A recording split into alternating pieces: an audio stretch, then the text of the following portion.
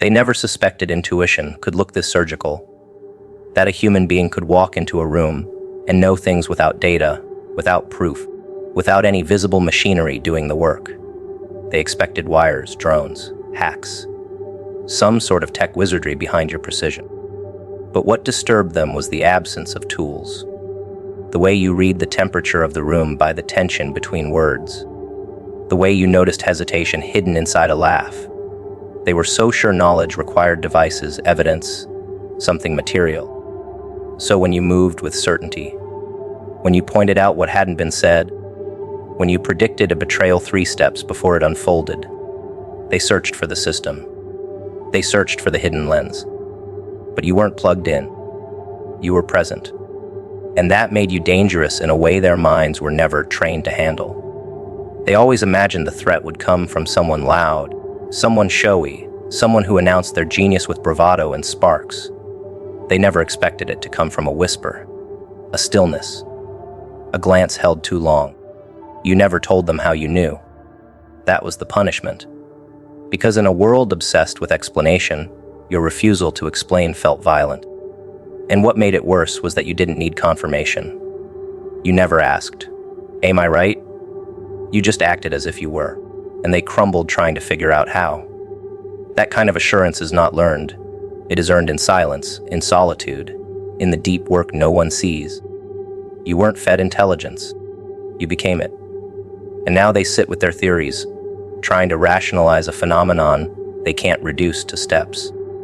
They are looking for wires because they don't believe the mind can become this precise without help. Your calm made it worse. The way you never fidgeted. The way your eyes didn't chase approval. You didn't interrupt. You didn't assert. You just waited for them to reveal themselves. And they always did.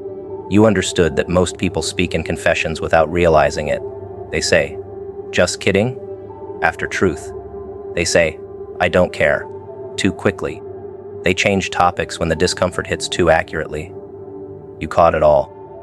Not because you were paranoid, but because you were present. And presence is the deadliest algorithm.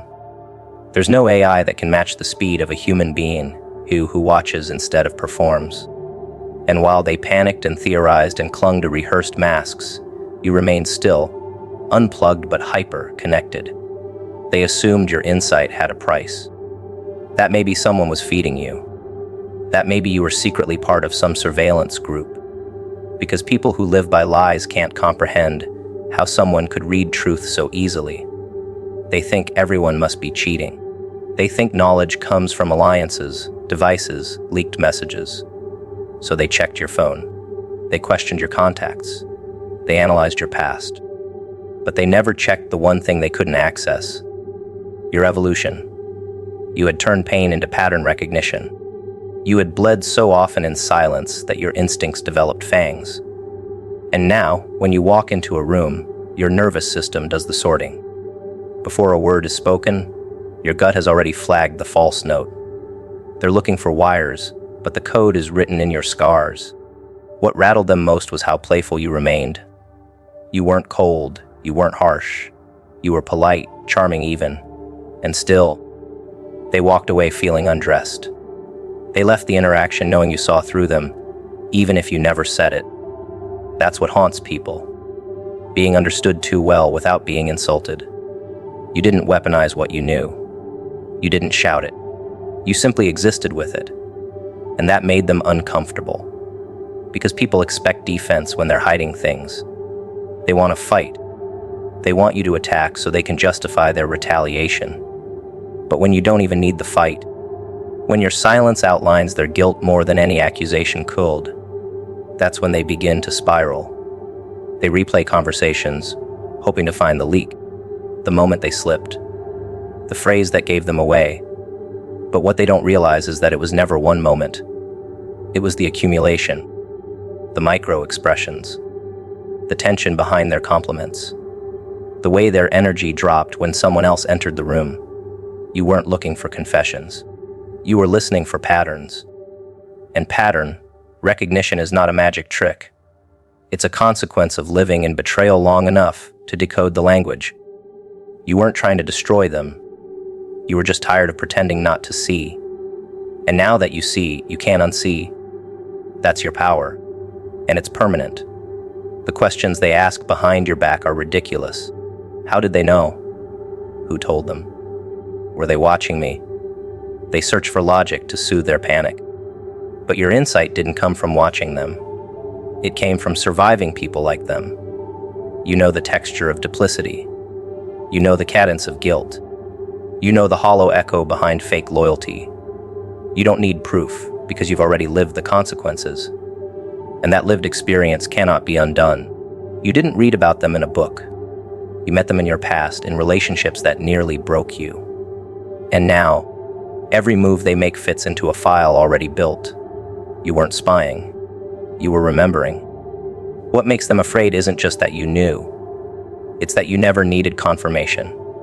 That's where your strength terrifies them, because they're used to people who second guess, who doubt their instincts, who need to check, verify, apologize for assuming.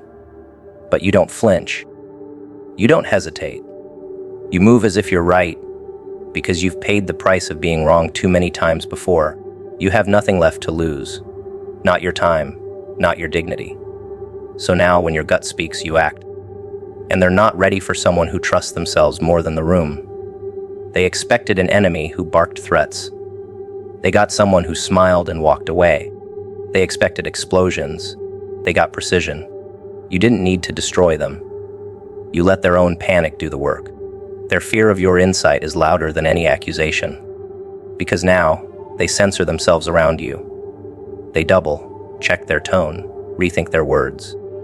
Not because you're oppressive, but because they know they can't lie to you anymore. You became the one variable they can't control. And that's what shakes them. They can't manipulate someone who doesn't crave belonging.